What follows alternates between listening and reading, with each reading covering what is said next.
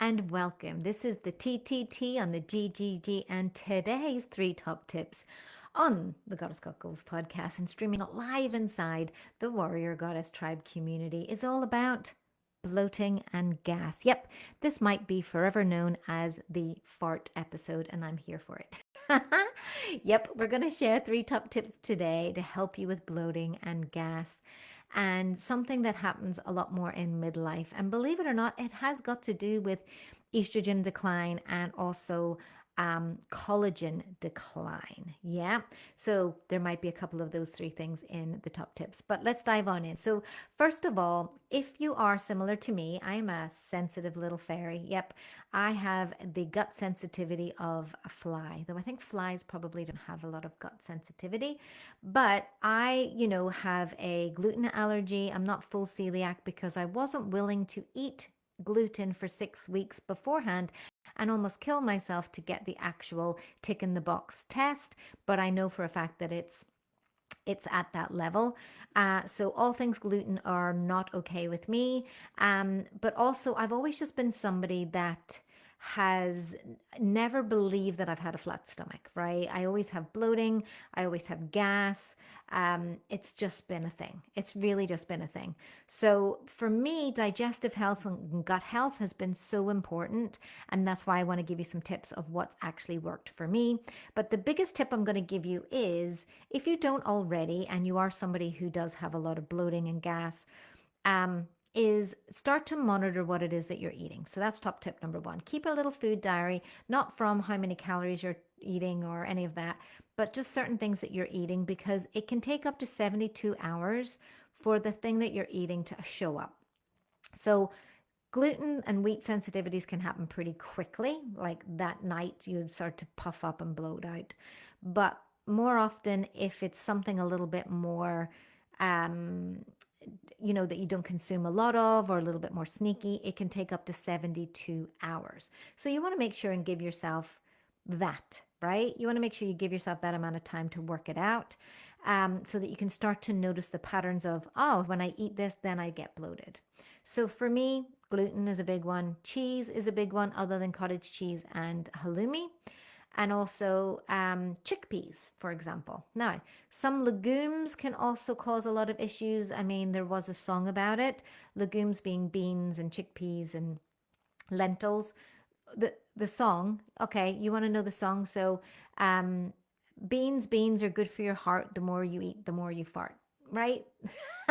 Did I just do that on a podcast? I did indeed, because it's true, right? So if it depends on how you're consuming legumes and also how good your gut health is for it, because it can create a lot of internal gas which then comes out, right? So that legumes can, they need to be, like, your beans need to be soaked, for example, or you need to just work out which beans you can consume and can't. I can have pui lentils, red lentils, black beans, kidney beans, but not black beans. I can have pinto beans, but not chickpeas, right? I can have red lentils and I can have pui lentils, and both of which don't really affect me. So it's starting to learn what it is that you can have and cut back on the other stuff that you can't have. But also, there is a process when you start to add a lot more fiber, which was going to be my top tip number two, which is adding more fiber to your diet. So as you're adding more fiber to your diet in the form of maybe legumes, legumes being, again, beans and lentils, really, in essence. Peas are also counted as legumes. But when you start to eat more of those, they can cause you to be a little bit more gassy and a little bit more on the farty side. And it's just a matter of you trying to either work through it and support that by drinking a lot more water, moving your body, taking a probiotic. That can really help with that. Having fermented foods, that can really help, because we want more fiber. Fiber is good. And eventually you want to get to the point where you are going to the bathroom consistently at least once a day, if not twice a day. Now, when I say that out loud to a lot of people, they go, twice a day? Yeah, sometimes I go 3 times a day. Yeah. And like, we're talking good digestive eliminations, right? If you're only doing it once a week, Susan, poor Susan, that's not okay. That is not okay. You need to get yourself some gut health support. And then the third one is going to be gut health support. That's my next top tip. So, fermented foods, taking a probiotic is really helpful. Taking collagen, believe it or not, because if you think about it, your intestines need elasticity. We lose up to 30% of our collagen in midlife, so we need to bring that back. And I found that personally, from taking collagen and upping my collagen, I have really seen the results in my midsection deflating is the best way to describe it. And that really helps. So probiotics, fermented foods, collagen, and also aloe vera can be a really good one specifically for your gut health too and help you to have good digestive elimination. And I definitely recommend that for you as well. And it really is for you to understand that when it comes to uh, inflammation of the gut, which is what's happening there with also fermented sugars, it's looking at what your body can consume. So this is where I'm bringing it back to top tip number one, which is, if you're eating a lot of sugary foods, alcohol, a lot of glutinous foods, they have a lot of uh, gas, fermented gas that is broken down during the digestive process. And that's what's filling your colon, right? And that's what's causing you to be gassy. So, looking at the foods first and foremost, then still getting more fiber and fiber from things that might be triggering you. So, you need to work out what one of those things works really well. Legumes, seeds, flax seeds, chia seeds are really good, and green leafy vegetables. More spinach, more avocado, more broccoli are your friends. I can't have cauliflower, for example, because it also makes me gassy. So you got to work out what works for you and what doesn't. And it's okay to leave that out. I'm not saying go and eat cauliflower if it doesn't work for you. I don't eat it. So I'm not going to do that to you. The other thing is, and here's a little hack that I'm going to give you on top of the tips, but this only works if you do those other three, right? Because if you are bloated and you notice the bloating, I do castor oil packs and put castor oil inside my belly button before I go to sleep.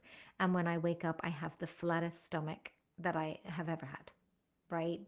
So castor oil packs, which you can just find on Amazon, just Google castor oil packs, and you want to get organic brown bottle or glass bottle castor oil and put it. I put castor oil on everything, by the way. Castor oil in my hair, castor oil on my skin, castor oil in my belly button. It's a great herbal witchy remedy that you guys can access. And it's definitely something that I would 100% recommend if you are on the bloaty and gassy side.